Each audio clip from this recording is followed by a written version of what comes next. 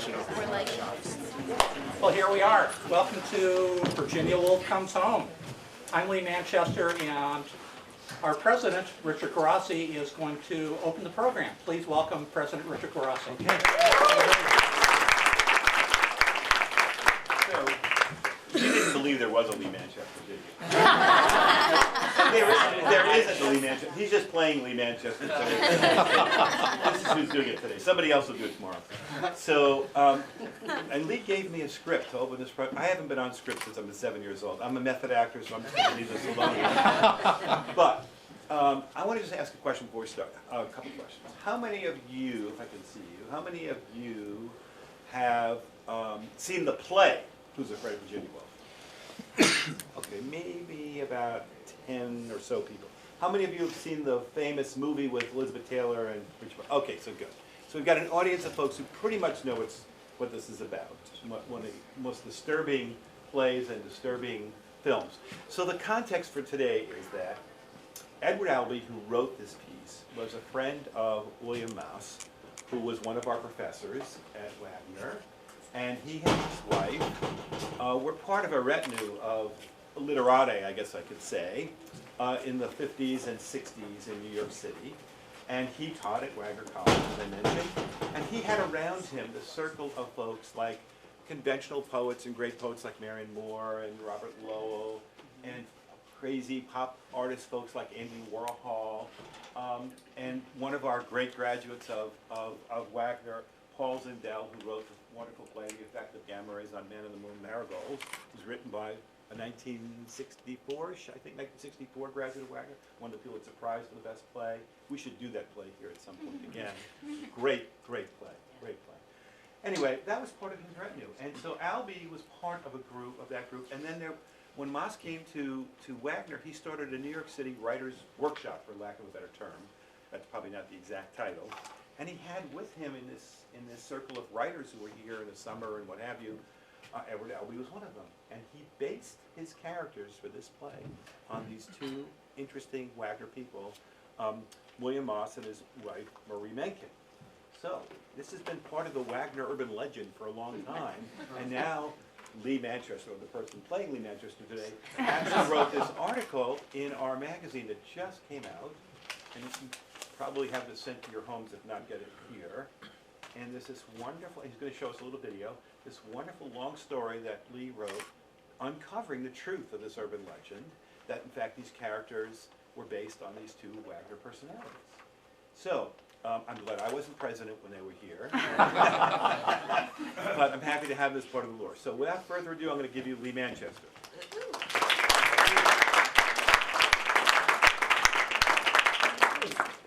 Okay, we're waiting for the video projector to come up.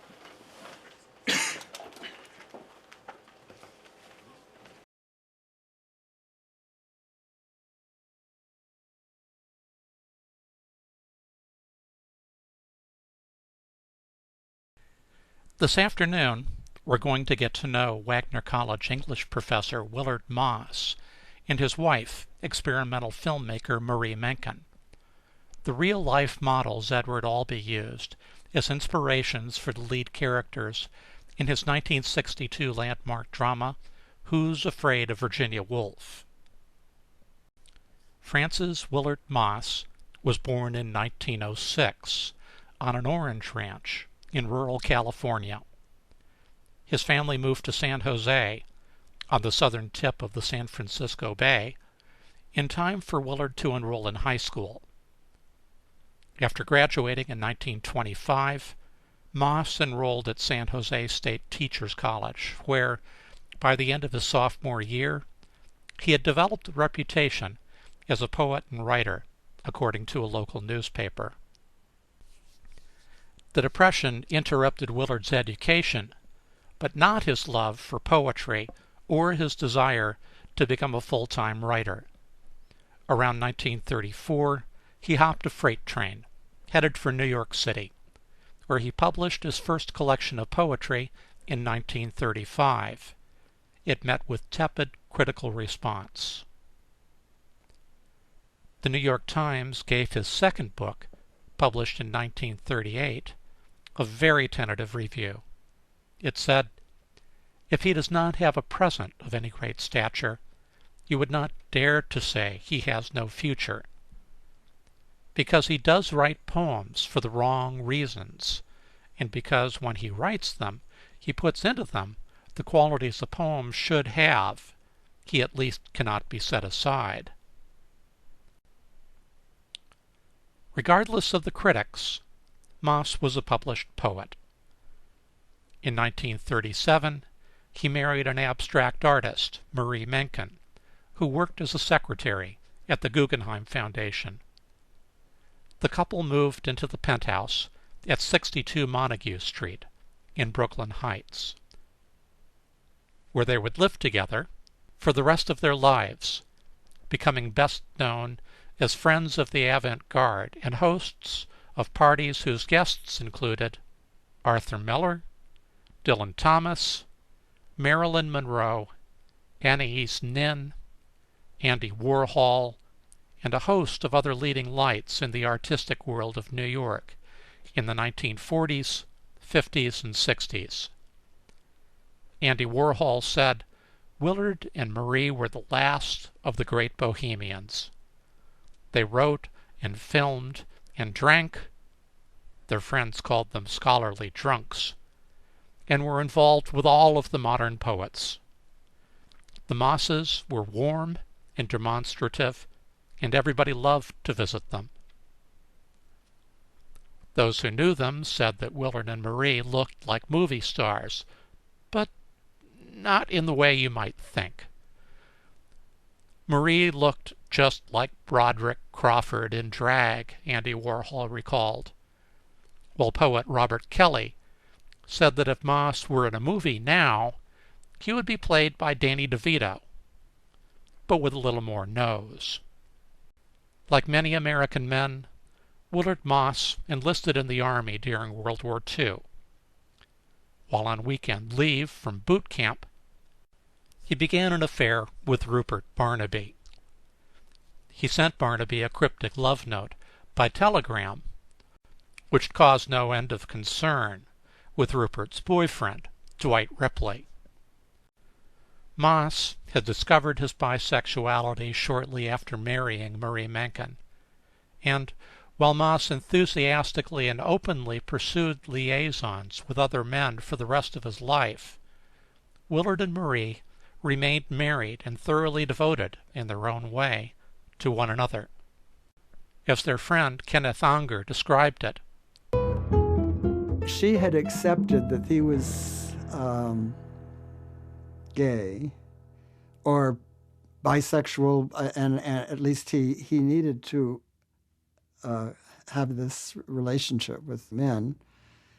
And it was all out in the open. There was nothing, it wasn't like in the closet or something, like, and she accepted this and she wasn't bitter about it. I mean, it was just the way he was, and yet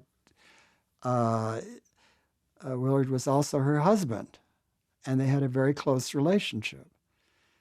And so this is just the paradox of human relationships. As Willard and Marie moved into the 1950s, Menken began winning recognition for her abstract multimedia pieces.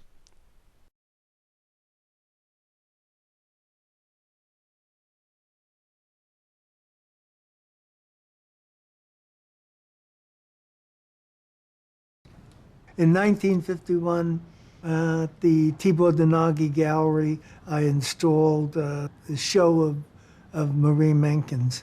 This is Tibor's. I can tell from the fixtures on the ceiling, these little lights, these little spots with these little, with the wires hanging as a kind of decorative element in the ceiling.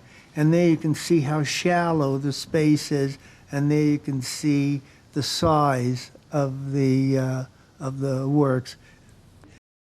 Together, Marie and Willard had begun exploring the world of motion pictures as a medium of expression.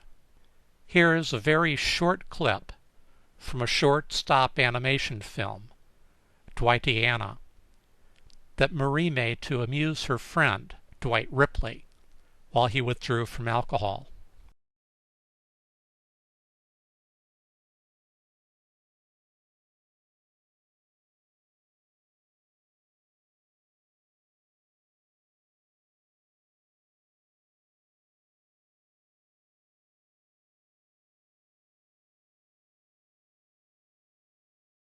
Willard, who had found work as an English professor at Long Island University, combined his love of poetry and experimental film with his knack for drawing artists together when he moderated a symposium for the avant-garde movie club, Cinema 16, on the topic of poetry and the film in October 1953.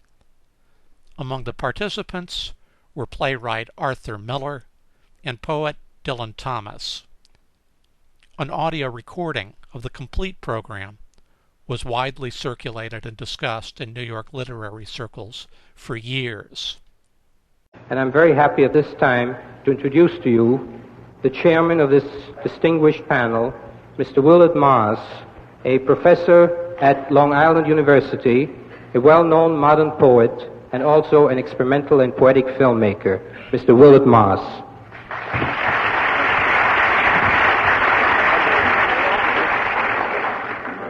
Well, thank you, Mr. Vogel, and I must say at first that I know nothing about being a moderator, as it were, for a panel like this.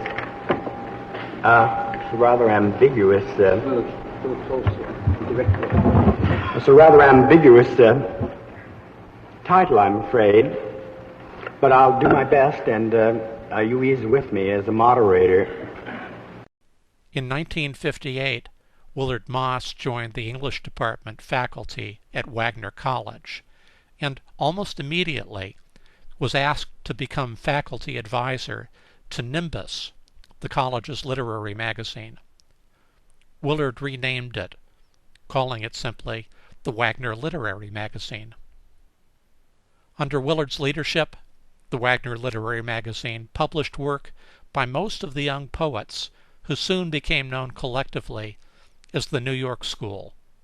For a few short years, the Wagner Literary Magazine was at the center of the major movement in modern poetry.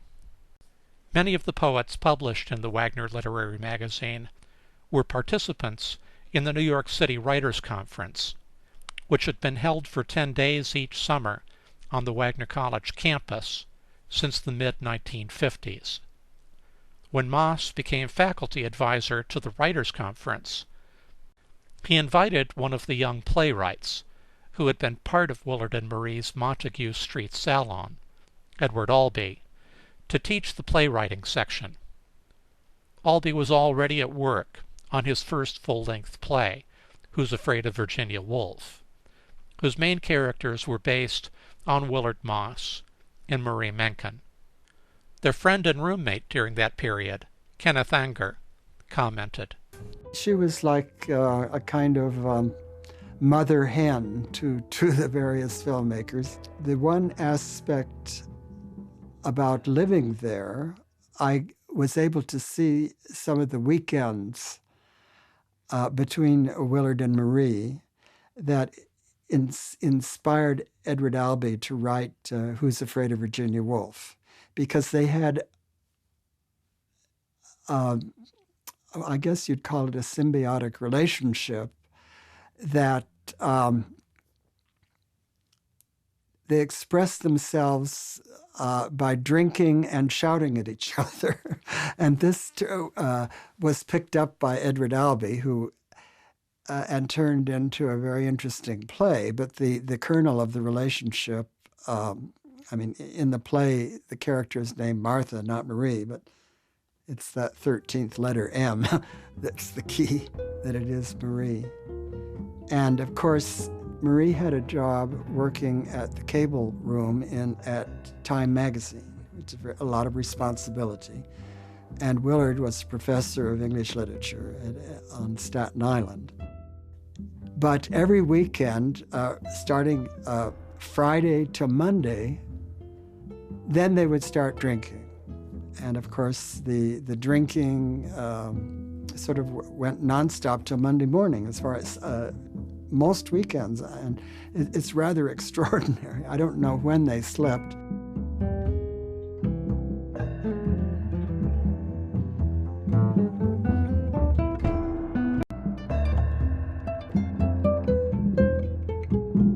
I was like a referee for some of these marathon sessions, and I was a little bit concerned about her, but I mean, Willard never physically threatened her, like hitting her or throwing something at her. Occasionally she'd throw something at him. It's all very clear in my mind. Like I have an indelible impression. Like, you wouldn't call it actual fighting, it was more like jousting. Occasionally it would go up on the roof of the penthouse, and then the two dogs would join in barking. So you'd have the black dog and the white dog barking, and they were protecting Marie. I mean, on one occasion, Willard and Marie climbed up on top of the parapet, and they began pushing each other like Punch and Judy, and there's a direct drop of 15 stories down to the street, Montague Street. And I said, this is, I was worried. But I said, if I try to interfere, I will be the one that goes over the edge, and they'll still be up there. So I said, I'll just leave them alone. But in a way, like Edward Albee had witnessed some of these sessions, and I think Stan Brakhage did, and I certainly did while I was living there. And I think they wanted an audience, because I don't know what they did alone, because alone I wouldn't have been there. But it was like their kind of psychodrama. While Willard was a professor at Wagner College, he used his connections with the New York avant-garde to bring the college into a rarefied intellectual sphere it would not otherwise have been a part of. For instance, in February 1962, Moss arranged a group poetry reading in the main hall auditorium. In addition to the two Wagner students who read their poems that night, the program featured the two leading representatives of the two leading schools of poetry of the day, Robert Lowell and Frank O'Hare. Their encounter that night at Wagner College was discussed for years among America's literati. It's little wonder, then, that the 1962 issue of Wagner's yearbook, Callista, was dedicated by the student editors to Willard Moss. That dedication, however, positive as it was, also marked the beginning of the end for Moss at Wagner College. Yes, he was still director of the New York City Writers' Conference, which, under his leadership, had built a reputation as the writers' conference to attend. And, yes, he was still editing the Wagner Literary Magazine, backed by a small group of dedicated pupils. But the 1963 Writers' Conference marked the end of Willard Moss's tenure at Wagner College. A combination of factors led to his ouster. Willard's unchecked alcoholism, his undiagnosed and untreated bipolar disorder, and his bitter personality conflicts with the newly appointed chairman of his department. All these factors made it almost impossible to work with Moss, ultimately forcing the college's president to agree to Willard's firing. Marie Menken's short, silent film, titled Go, Go, Go, finished that summer, was a meditation on the mindless busyness of modern life.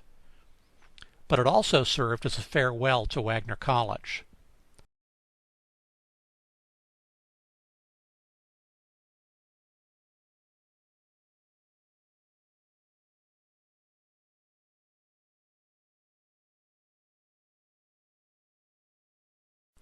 Segments of the film included footage shot at Wagner's commencement exercise,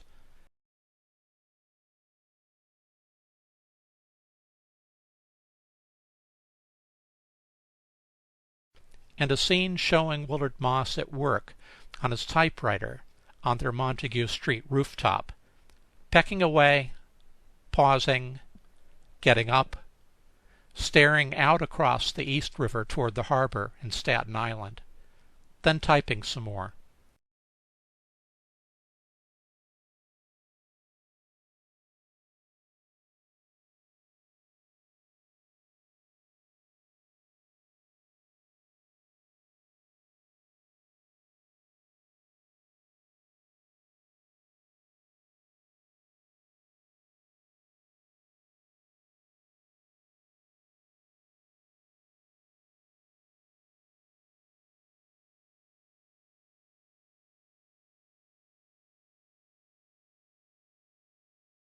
After Willard left Wagner, the working relationship between Moss and Menken and Andy Warhol intensified.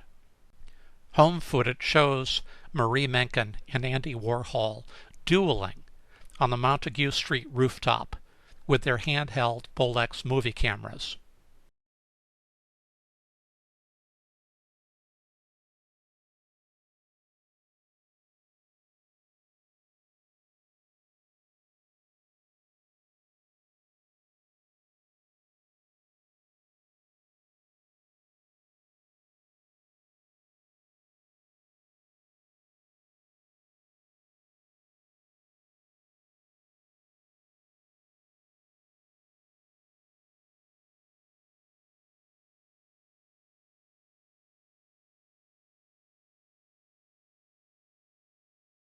Marie Menken flourished during those few short years, making little experimental films on her off hours, while she worked nights in the cable room as a correspondent at Time Life magazines.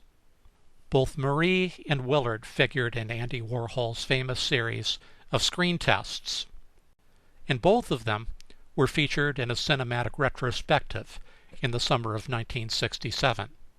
But life was starting to unravel for Willard Moss.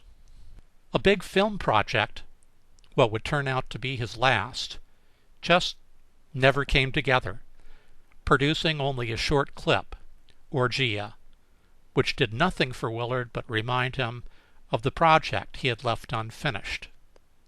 In 1970, both Willard and Marie landed in the Payne Whitney Psychiatric Hospital. Marie for her alcoholism, Willard following a suicide attempt precipitated by an experiment with LSD gone awry. Only then, in the last months of his life, was Moss finally diagnosed with bipolar disorder. He came home from the hospital with a prescription for lithium. But neither the hospital treatment nor the prescription were sufficient to save the lives of Marie Menken and Willard Moss. Their friend, Village Voice film critic Jonas Mekas, wrote about their passing in his obituary for them. A telephone message told me Marie Menken died. She died on December 29th, 1970. 2 days later, on early morning, we stood in a small Brooklyn Heights church, a few friends, and we looked at a coffin, and Marie Menken lay in that coffin. There stood Willard Moss, and he was bent and beaten by grief, and few words were said. We knew how closely those two human beings have been together, both in the struggle of life and in their art. A few days later, another telephone message said, Willard Moss died on January 2nd. Gerard Malanga, a former student of Willard's at Wagner College, passed the message late at night at Max's, and we didn't want to believe it yet, though we both admitted that when we stood there that morning in the church, we both had a feeling Marie and Willard were going out together. And so passed Wagner College's own George and Martha. And so we introduce you now to Edward Albee's reimagining of Willard Moss and Marie Menken as the lead characters in the opening scene of his 1962 classic drama, Who's Afraid of Virginia Woolf, read by faculty members of the Wagner College Theater. George is played by David MacDonald. Martha is played by Michelle Pauck. Ladies and gentlemen, Virginia Woolf comes home.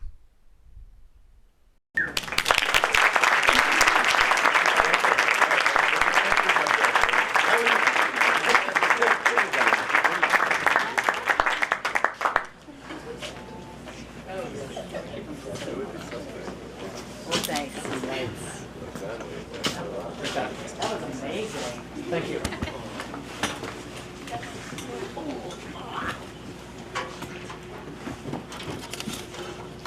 Position appropriately. You see?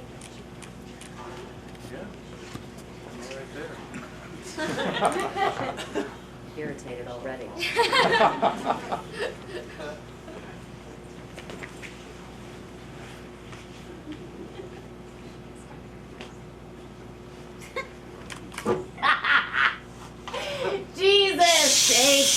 For God's sake, Martha. Oh, George. It's 2 o'clock in the... Well, I'm sorry, but... What a cluck. What a cluck you are. It's late, you know? Late. What a dump. What's that from? What a dump. How would I know what... Oh, come on. What's it from? You know. Martha? What's it from, for Christ's sake? What from? I just told you. Get it. What a dump. Huh? What's that from? I haven't the faintest idea. Oh, dumbbell. It's from some goddamn Betty Davis picture, some goddamn Warner Brothers epic. I can't remember all the pictures that you... Well, nobody is asking you to remember every goddamn Warner Brothers epic. Just one. One single little epic. Betty Davis gets peritonitis in the end. She's got this big black fright wig she wears all throughout the picture, and she gets peritonitis in the end. And she's married to Joseph Cotton or something. Somebody. And she wants to go to Chicago all the time because she's in love with that actor with the scar. But she gets sick. And she sits down in front of her dressing table. What actor?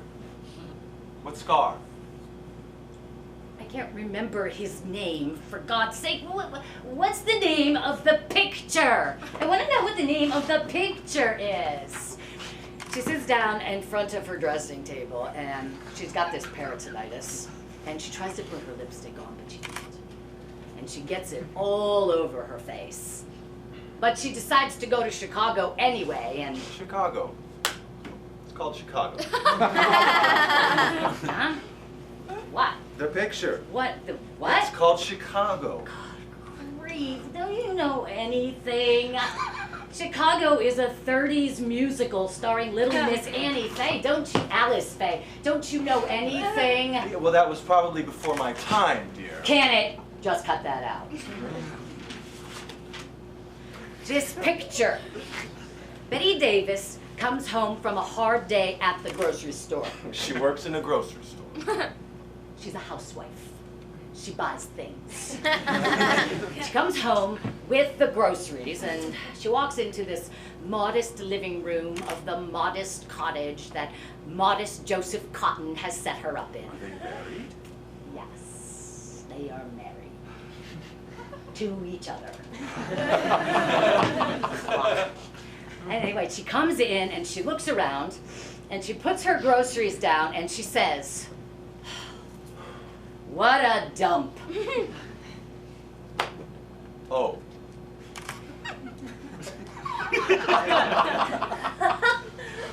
She's discontent. Oh. Well, what's the name of the picture? I really don't know, Martha. Well, think. I'm tired, dear. It's late, and besides... I don't know what you have to be so tired about. You didn't do anything all day. You didn't have any classes or anything. Well, I'm tired. If your father didn't set up these goddamn orgies every Saturday night. That's just too bad about you, George. Yeah, well, that's the way it is anyhow. You didn't do anything. You never do anything. You never mix. You just sit around and talk. Yeah, what do you want me to do? You want me to act like you? Want me to go around praying at everybody all night the way you do? I don't pray! All right, you don't pray. I do not pray. I said you don't pray. Make me a drink. What? I said, make me a drink. Well, I suppose a nightcap wouldn't hurt either one of us. A nightcap? Are you kidding? We've got guests. You've got what? Guests. Guests. Guests. Yes. Guests. People. We've got guests coming over. When? Now. Why? Well, I mean, good Lord, Martha, you know what time it is? Who's coming over? what's their name? Who? What's their name? Who? What's their name? I don't know what their name is, George. You met them tonight. They're new. He's in the math department or something. But who are these people? You met them tonight, George. I don't remember meeting anyone tonight. Well, you did. Will you give me my drink, please? He's in the math department, about 30 and blonde and... And good looking. Yes, good looking. And the wife is a mousy little type without any hips or anything. Oh.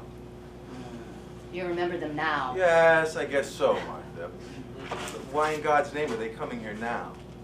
Because Daddy said we should be nice to them, that's why. Oh, Lord. May I have my drink, please? Daddy said we should be nice to them. Thank you. But why now? It's after 2 o'clock in the morning. Because Daddy said we should be nice to them. Yes, but I'm sure your father didn't mean we were supposed to stay up all night with these people. I mean, we could have them over some Sunday or something. Well, never mind. Besides, it is Sunday. Very early Sunday. I mean, it's ridiculous. Well, it's done. All right, well, where are they? If we've got guests, where are they? They'll be here soon. What do they do? Go home and get some sleep or something first? They'll be here. I wish you'd tell me about things sometimes.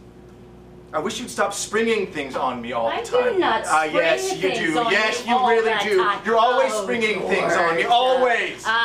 Poor Georgie. Put upon pie. What are you doing? Are you sulking? Huh? Oh, let me see. Let me see. Are you sulking? Never mind, Is that what Martha. you're doing? Yeah, just don't bother yourself.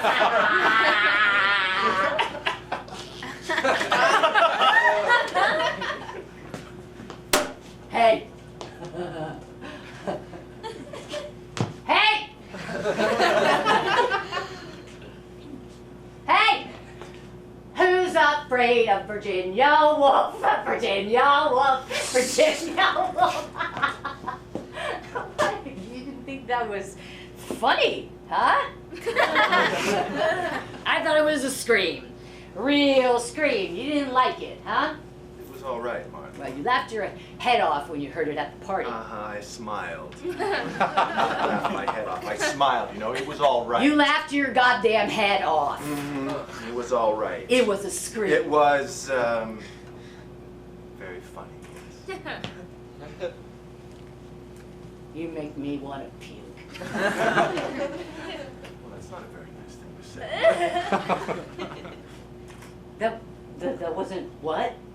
A very nice thing to say. I like your anger.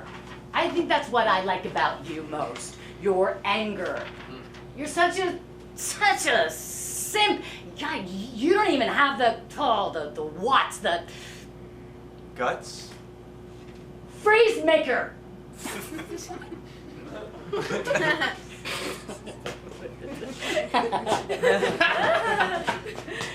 Hey, put some more ice in my drink, will you? You never put any ice in my drink. Why is that, huh? I always put ice in your drink. You eat it, that's all. It's that terrible habit you have, eating your ice cubes. You're like a Cocker Spaniel. You're gonna lose your big teeth. Yeah, well, they're my big teeth. Some of them, Martha, some of them. I got more teeth than you've got. 2 more. Yeah, well, 2's a lot more. I suppose it's pretty remarkable, considering how old you are. You cut that out! You're not so young yourself. I'm 6 years younger than you are. I always have been, and I always will be. Wow. You're going bald. So are you.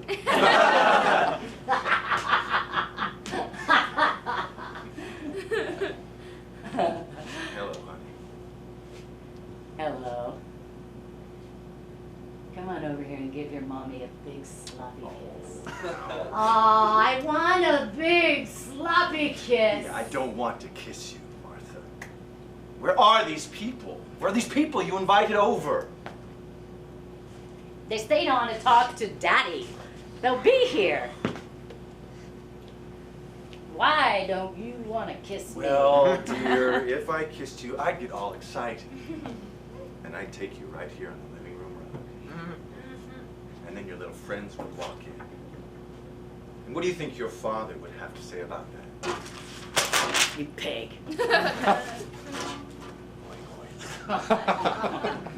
Make me another drink, What? lover. Oh my God, you can't swill it down, can you? Yes, I'm thirsty. Look, sweetheart, I can drink you under any goddamn table you want, so don't worry about Martha, me. I gave you that award years ago. There isn't an abomination prize going that you haven't out of the park. I swear, if you existed, I'd divorce you. Well, just stay on your feet. That's all. I can't even see you. No, these people are your guests, I haven't been you able know? to see you And if for you years. pass out I mean, you or throw are up or black, something, a cipher. and try to keep your clothes on, too. There aren't many more sickening sights than you with a couple of drinks in you and your skirt pulled up over your head. A zero. Your heads, I should say. Ah! Party! Party! I'm really looking forward to this, Martha. Go and answer the door. You answer it. Get to that door, you. No, I'll fix you. To you. Ah! Come on in! I said get over there. All right, love. Whatever love wants. Just don't start in on the bit.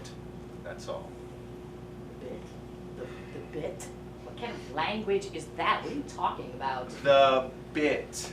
Just don't start in on the bit. That's all. Is this you imitating one of your students? For God's sake, what are you trying to do? What bit? Just don't start in on the bit about the kid. That's all. What do you take me for? Much too much. Yeah? Well, I will start in on the kid if I want to. Just leave the kid out Well, of he's this. mine as much as he is yours. I'll talk about him if I want I'd to. advise against it, Martha. Well, good for you. Come on, get over there. Open the door. You've been advised. Yeah, sure. Get over there.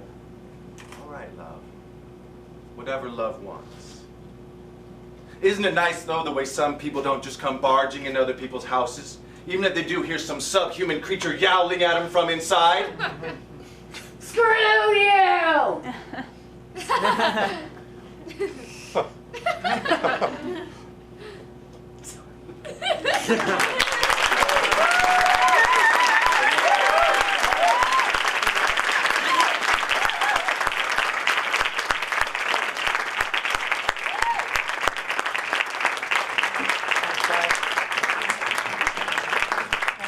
Going to have a little interpretation and maybe a little trivia from Jeff Sweet. Interpretation, a little trivia, some interpreted. Actually, I'm realizing that the script you worked from is in fact the unrevised one. Yeah. He made cuts in that.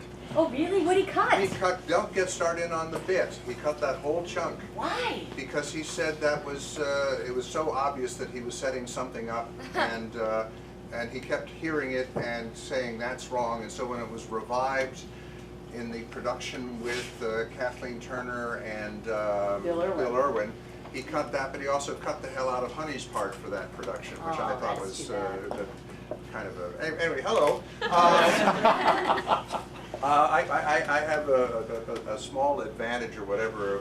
I know Edward a bit, and in fact, I also know Mike Nichols, who directed the film a bit. Although we've never sat and said, this session is going to be where we talk about this.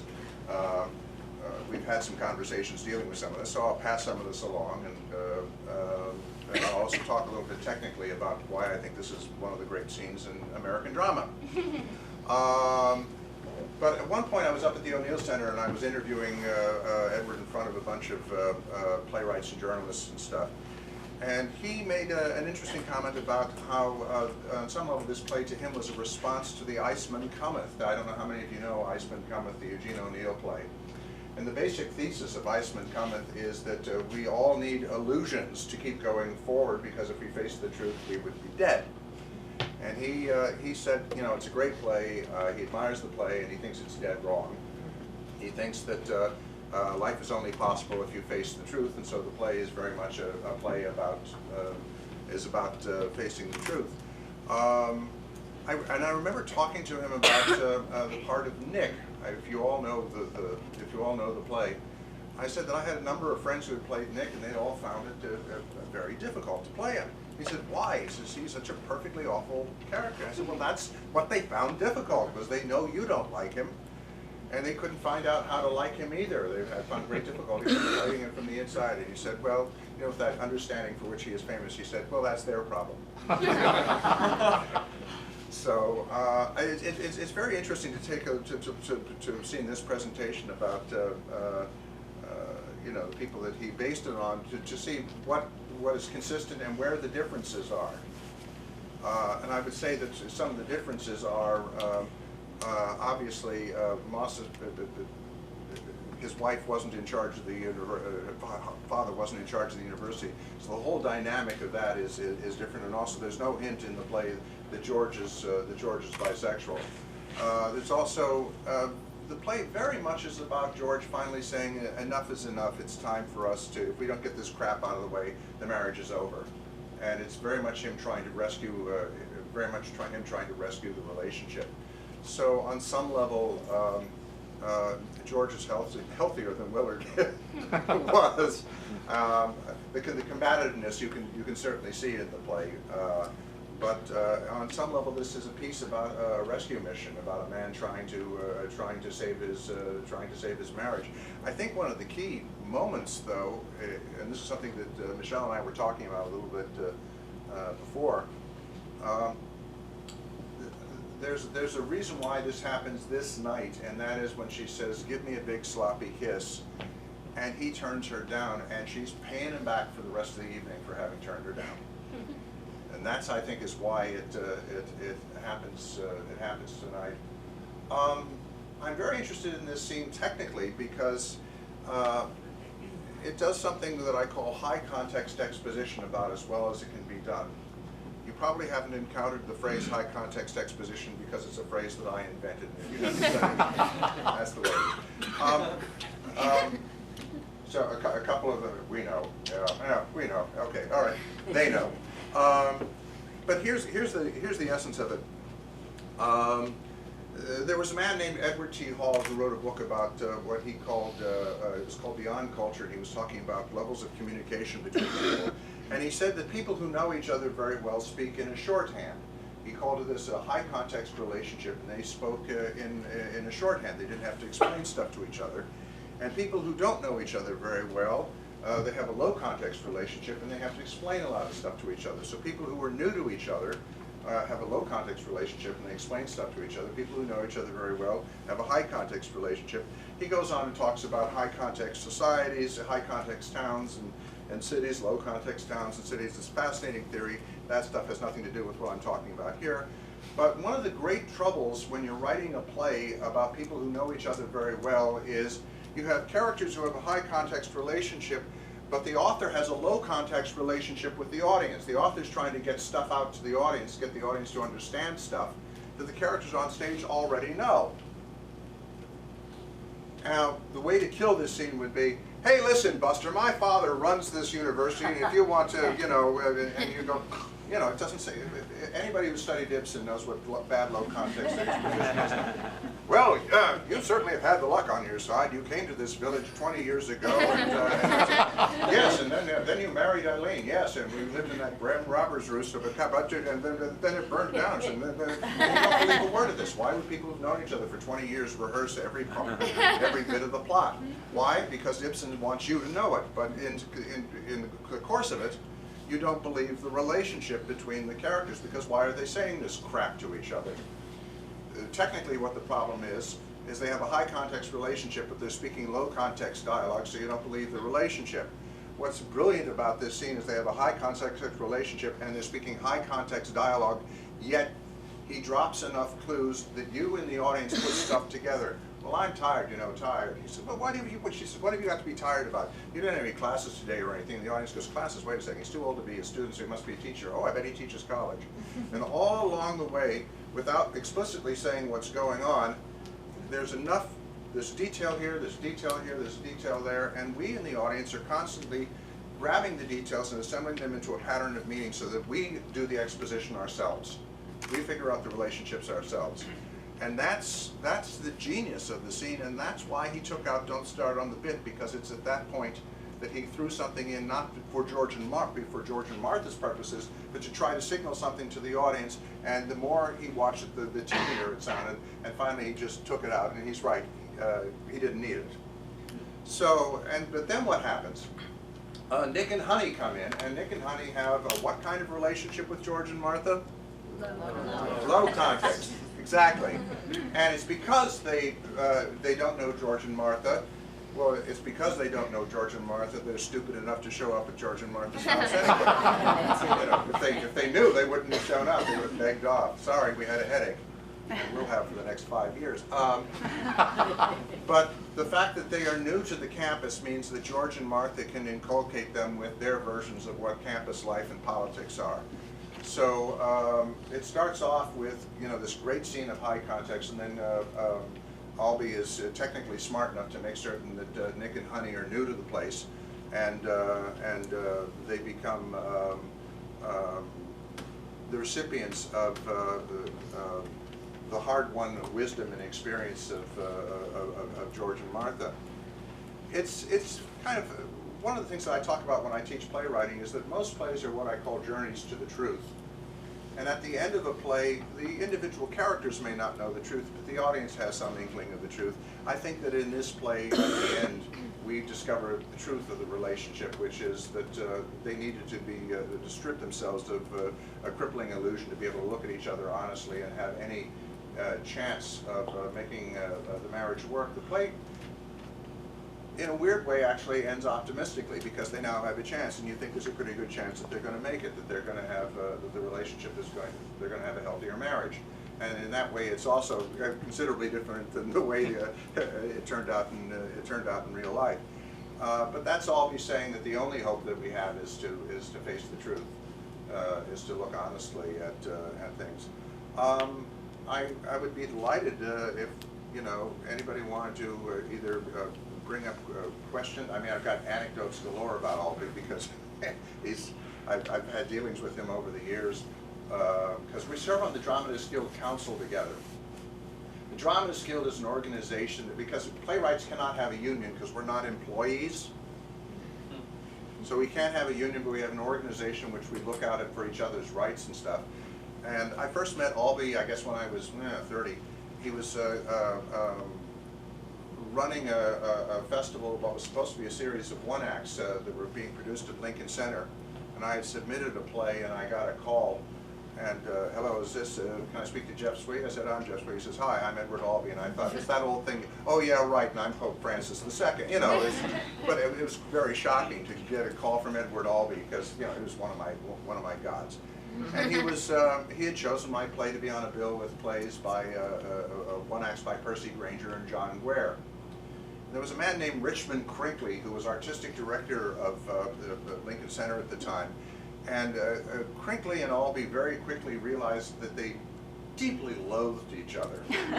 And my sympathies were with Albee on this, because I found Crinkly a duplicitous a guy who would lie to you to your face and to your back if you turned your back on him. You're that silly. And in fact, the production of what we put up, it was not as good as it should have been. It was largely because Crinkly was trying to sabotage it so that Albee couldn't come back and put any more stuff up. And he did a pretty good job of sabotaging it too. But some years later, it was about 10 years before I saw Edward again, and we were sitting on a panel, and I said, I don't know if you remember, but you were kind enough to include a play of mine in that bill. And even though it didn't turn out terribly well, I was terribly flattered that you liked the work. And Edward said, ah, yes, Richmond Crinkly. Crinkly, in the meantime, had died. And Edward said, ah, yes, Richmond Crinkly. I know it's not seemly to speak ill of the dead, but shall we? So I ended up finding him sitting near me at the Dramatists Guild Council meetings a lot. And occasionally he would pass me a snarky note. If there was ever anything that was put up for a vote, he was always he was always the person who made certain that a vote wasn't unanimous. You know, I think just sometimes out of sheer perversity to make certain that at least somebody objected to something. You know, let's change our name to the Dramatists Guild of America. I think that's a stupid idea. You know, okay, let's poll. 34 for, 1 against. You know, rather regularly. One point, I was sitting next to him. I said, you know, I think I figured out something. He said, what? He said, all the early pictures of you, you're glowering into the camera. And I said, and now all the pictures of you, you're smiling. You can almost see, you know, like pigeon feathers coming out. You know, he says, well, what do you make of that, Jeff? And I said, well, I think that I think you've outlived the bastards. I think that's what that's about, you know, because he had a time when he was out of favor, and then he came back into favor stronger than ever. He's one of the few people who's had a third act in their career. And he said, I think you've outlived the bastards. And he said, Jeff, that's a very reasonable, you're going to tell me I'm wrong, aren't you? Yes, you're wrong. He said, okay, what is it? And he said, well, Jeff, when I was young, I had very bad teeth. Okay. So, at one point, about 3 or 4 years ago, I put up a solo show. I performed a solo show called You Only Shoot the Ones You Love. And it did very well. It was in the Fringe, and I was invited to do it again, and I ended up doing it at the Barrow Street Theater. And I come out to the Barrow Street, and the lights are moderately out, you know, because I like to look at people as I tell this story. It's a story about my dealings with Paul Sills and Del Post, the people who founded improvisational comedy, and the relationship between my grandmother not being killed by the Cossacks and the explosion of satire in the 50s. There is a connection. I won't go through it now. But anyway, at the end of the story, I'm talking about a time when I was in Chicago, working with a guy named Yakov Smirnov, who was a comic, on a project for him. And Yakov said, Jeffrey, is there anything funny in Chicago? And I said, Yakov, Second City. He said, Second City, what is Second City? And I started telling him all the people who've come out of Second City. And he says, all right, tonight we go to Second City. Yakov, we can't go to Second City because they just opened a new show. It's got rave reviews, it's selling out, we will not get in. Jeffrey, not to have too big a head, but I am Yakov Smirnov, we will get in. So we go to Second City. And we're standing on line, there's this red rope there, and we get, you know, the woman with the clipboard, and we get to the front of the line. And I'd written a book about Second City many years before, which is one of the reasons I was familiar with it. We get to the front of the line, and the woman says, tickets? And Yakov says, well, I have no tickets. But she says, well, I'm sorry, honey, we deal with tickets. How do you expect to get? She says, well, I am Yakov Smirnov. She says, how nice for you. But in this theater, we use tickets. Perhaps if you make a phone call to the office, Jeff, is that you? And I said yes, and she says, oh honey, we've got seats for you, come on in. And you know, I'm going in, and Yakov, who's a very well-known comic in his own sphere, looks at me and says, you are more famous than me? And I said, Yakov, in this zip code, I am more famous than you. And the way I end the show is I say, there's an old saying that home is the place where if you show up, they have to take Second City doesn't have to take me in, but they do take me in, and that's the way I end the show. So anyway, at the end of the show, I'm out in the lobby, and Edward and I remember Arthur Kopit was sitting next to him. And you know, when I first saw them, they were sitting in chairs next to each other like this. You know, like, okay, try. You know. Well, I got them to laugh. That was felt great. And afterwards, Edward comes up and said, "Jeff, very, very engaging, very amusing. That last story, though, you finessed that a little bit, didn't you?"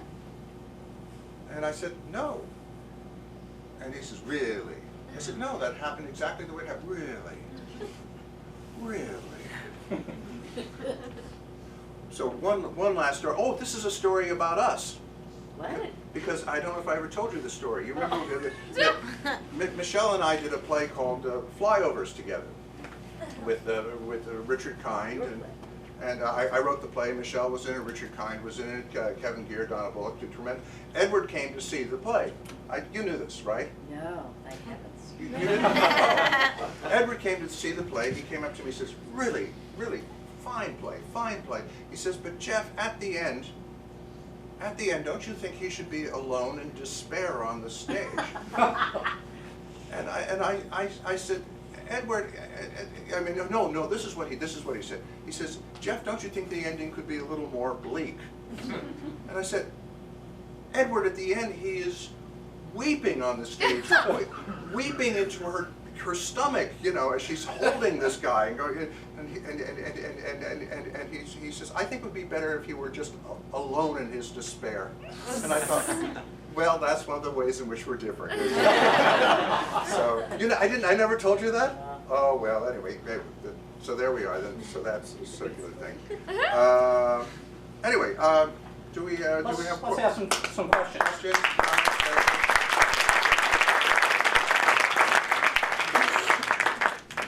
Raise your hand.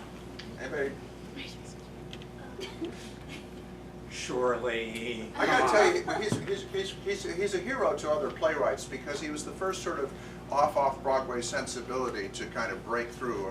And then once he got to Broadway, he used a lot of his money to start an off-Broadway company that helped develop new plays by young writers. He was very helpful in when they were getting the O'Neill Center started, in providing support to the O'Neill Center. If you're looking for something to do with the spare $60 I know all of you have in your pockets, I got a book about the O'Neill Center coming out in May, which includes an interview with Edward and his involvement there. But so his importance goes beyond, yeah. So I'll just make a comment and maybe you can respond to it. So I saw the movie version in 65 or 66 when I was a college student with Glenn. And as a young person, naturally, you idealize romantic relationships and I walked into this thing. Yeah. And it's like a truck's gonna run over you in terms of the vitriol between the characters. And do you know who you wanted to be in the movie, by the way, Edward? No, I wanted to be the math teacher and get out of there as fast as I could. But I was so struck as a young person with the way to me it appeared anyway, the way the anger was steeped in the fact that they were dependent on each other, that they couldn't get loose from each other. They were dependent on each other. It's the way relationships, you lose a bit of yourself, and they just didn't. They hated each other because they lost a little bit of their individuality, it seemed to me, in this relationship, among other things, and the alcohol. I think that there's anger and there's mutual disappointment, but I also think that underneath it that's even stronger, and the reason why we root from them is I think that underneath it all there's real love there. That as much as she does things like occasionally, you know, slip into a bedroom with somebody else, you know, or you know the ways in which he misbehaves as well. Although you get the feeling that she's the one in the play who's the real handful, that he may drink but he knows how to hold it and he knows how to stay off to the side, that he's dealing with her. He's dealing with her disappointment. A lot of it is, on some level, she reminds me a little of Hedda Gabler because she's in a society in which, with all this wit and with all this intelligence, 50 years ago women didn't have much outlet for that, and so she's poured it all into him, and he hasn't become the big star intellectual that she expected him to be. You know, he has disappointed her. So I think that she's visiting her anger and disappointment. She wanted him to take over the college, and she wanted to be the queen of the college. And he's not going to do that. And that was one of the things that I thought was not quite right about the recent revival, because I could definitely see Tracy Letts taking over the college, whereas when Bill Irwin did it, Irwin was very definitely the underdog. And you could see him being the retiring guy who's underestimated. But you know, although he likes the film of Delicate Balance more, and he also did not. And although he ended up hanging out somewhat with Burton and Taylor's, they weren't his choice for the film. Really? He wanted James Mason and he wanted Betty Davis. Can you imagine Betty Davis saying, "Who was it in that goddamn Betty Davis movie?" I mean, they would have had to fiddle with that or turned it into a Joan Crawford movie, which would have been a good joke too. But that's who he wanted. He was also pissed off that Nichols chose to shoot it in black and white. Yeah. He says, you know, life is in color. Why isn't it in color? And Nichols said, because we're making Elizabeth Taylor up to look 15 years older than she is, and in black and white we can get away with it, and in color we can't. Yeah. One of the things that I think is kind of remarkable about the film, though, is that it's the only great Nick I've seen. George Segal is underestimated, but he's sensational in the film because you almost sympathize with him because Burton is such a bully to him. You can almost see why Nick has got a case. One last comment. These houses that are around campus, the little houses, the security house, and what is now external programs, used to be the chaplain's house. When I first came to Wagner College in 1997, I was brought into one of those houses. I didn't know anything about Albee being here. I didn't know anything about Virginia Woolf and the lore. It looked exactly like the set. I was stunned by it. I really was. Yeah, I'm sure that's very much part of it. Of course, they ended up shooting it the exteriors of the film on a real college campus. Well, they shot it at Smith. But also, I saw, after shooting the movie, Nichols decided he wanted to play George. And I saw him and Elaine May play it at Long Wharf. And Nichols was pretty good. Elaine is a fabulous actress and a fabulous personality. But by that point, somehow she had burnt out all the carnality in her. And without carnality, Martha doesn't work. So I was surprised because she technically is the better actor than he is, and he was the one who actually prevailed in that. But it was interesting to see it with the two of them. This is actually a Last question. Yeah, this is a question for you, Lee. Yes, sir. Lyle, who used to live in that external program, Yes. told me that at one point, Albee, while he was here, actually stayed in that house, external programs. Wow. Do we have any? That's evidence of that? that's not correct. Yeah. When Albee came and was directed the playwriting section at the New York City Writers Conference, Willard had an intern pick him up at the ferry every morning and take him down every night, and he went home. He did not sleep on Staten Island. And he was a Manhattan boy, and that's the way he was going to stay. That's one of those campus. That's one of the myths that we Right. are quite sure is not true. Thank you. Well, Yeah. I'd like to say that after having seen a sample of you have to play Martha someday.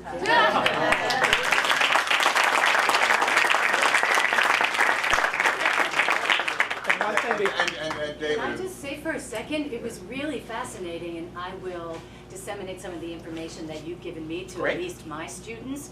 What's really always inspiring, I mean, David and I were just, I don't know where he is. Oh, we left. We're talking about it earlier, but to glean information about what inspired some art. You know, eventually then as an actor, you have to let go. It doesn't really matter to me. But it was so interesting. And then there were several quotes from people, and all of that information were said that Martha was actually Willard, and Willard was actually and that was referred to in there, that that he would hit her and she would, but she's much more the aggressor in the play. Which is. But it's also, and Albee makes in the scene makes a big deal about she's 6 years older, which in those days would have been a much bigger deal.